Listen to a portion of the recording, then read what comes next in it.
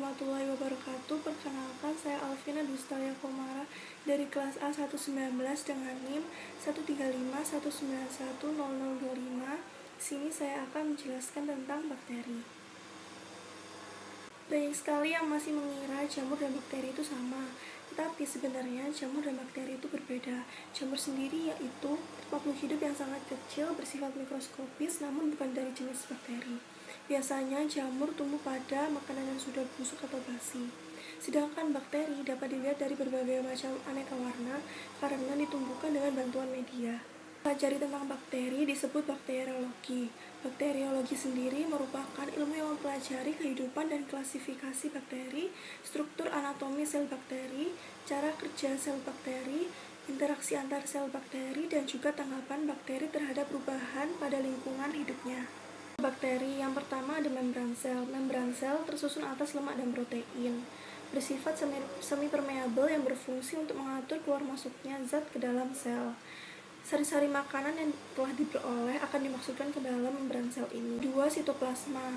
Sitoplasma merupakan tempat berlangsungnya reaksi metabolisme.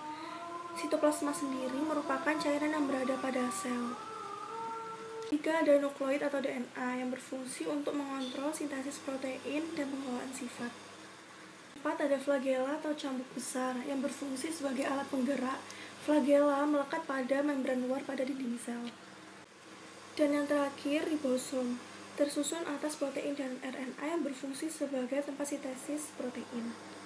Mesosom dan endospora. Mesosom yaitu benjolan pada sel, terbentuk dari membran sel yang tidak membentuk lipatan. Organel ini berfungsi sebagai tempat pemisahan dua molekul DNA yang berperan juga sebagai pembentukan dinding sel baru antar kedua sel anak tersebut.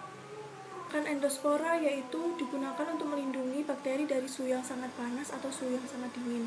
Contoh dari bakteri yang membentuk endospora yaitu Clostridium dan Bacillus. Ukuran bakteri. Bakteri memiliki ukuran yang sangat kecil, karena itu memerlukan bantuan dari mikroskopis. Bakteri memiliki ukuran rata-rata berdiameter 1,25 mikrometer. Terdapat juga bakteri yang terkecil, yaitu Dialister pneumosintes, dengan panjang tubuh 0,15 sampai 0,30 mikrometer. Ada pula bakteri yang terbesar, yaitu Spirillum voluntans, dengan panjang 13 sampai 15 mikrometer. Bentuk-bentuk bakteri. Yang pertama, bentuk batang atau basil. Bentuk batang atau basil ini dibagi menjadi 3 lagi. Yang pertama, monobasil, yang terdiri dari satu sel atau satu batang tunggal. Yang kedua, diplobasil, yang terdiri dari 2 bentuk bakteri sel yang bergandengan. Yang ketiga, streptobasil, yang terdiri dari bakteri yang bergandengan memanjang membentuk rantai. Kedua, bentuk bulat atau kokus. Bentuk bulat atau kokus ini dibagi menjadi 6 macam. Yang pertama, monokokus berbentuk bola tunggal. Yang kedua, diplokokus berbentuk 2 bola yang bergandengan.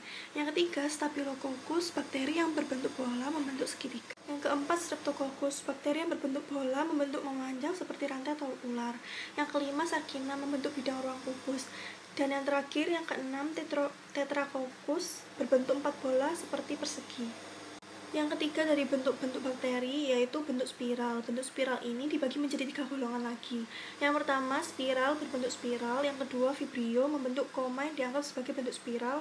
Yang ketiga, spiroseta yang golongan bakteri yang dapat bergerak.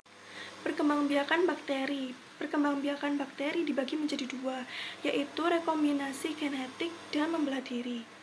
Rekombinasi genetik yaitu pemindahan secara langsung bahan genetik atau DNA antar 2 sel. Rekombinasi genetik dibagi menjadi 3, yaitu yang pertama, transformasi, merupakan perpindahan materi genetik berupa DNA dari sel bakteri satu ke sel yang bakteri yang lain. Yang kedua, transduksi, yaitu pemindahan materi genetik bakteri ke bakteri yang lain dengan perantaran virus. Yang ketiga, konjugasi, yaitu bergabungnya 2 bakteri dengan membentuk jembatan untuk pemindahan materi genetik. Sedangkan membelah diri yaitu pembelahan yang terjadi pada sel bakteri yang membelah diri menjadi 2 sel anakan, di mana sifat sel anakan yang dihasilkan sama dengan sifat sel induknya. Pergerakan pada bakteri. Bakteri dapat bergerak menggunakan flagel. Flagel sendiri merupakan bulu-bulu cambuk yang dimiliki oleh beberapa jenis bakteri, dan letaknya berbeda-beda tergantung kepada spesiesnya. Pergerakan bakteri terdapat 4 macam. Yang pertama, monotrik, yaitu bakteri yang memiliki sebuah flagel pada satu ujungnya. Yang kedua, alapotrik. bakteri yang pada satu ujungnya memiliki lebih dari satu flagel.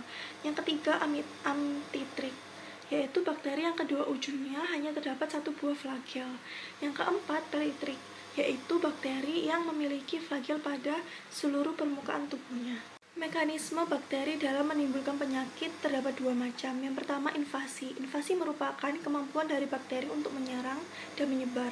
Yang kedua, toksigenitas, yaitu kemampuan bakteri membentuk toksin. Toksigenitas dibagi lagi menjadi dua, yaitu eksotoksin yang dihasilkan oleh bakteri yang masih hidup, dikeluarkan dari tubuh bakteri ke sekelilingnya. Yang kedua, endotoksin, merupakan bagian utama dinding sel bakteri gram negatif.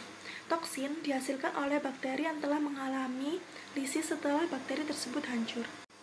Macam-macam bakteri. Yang pertama, berdasarkan sumber oksigen yang diperlukan dalam proses respirasi. Dibagi menjadi dua, bakteri aerob dan bakteri anaerob. Bakteri aerob yaitu bakteri yang menggunakan oksigen bebas dalam proses respirasinya. Yang kedua, bakteri anaerob, yaitu bakteri yang tidak menggunakan oksigen bebas dalam proses respirasinya.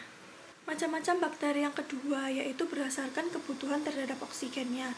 Dibagi lagi menjadi tiga, yaitu bakteri aerob obligat, yakni bakteri yang hanya hidup dalam suasana yang mengandung oksigen.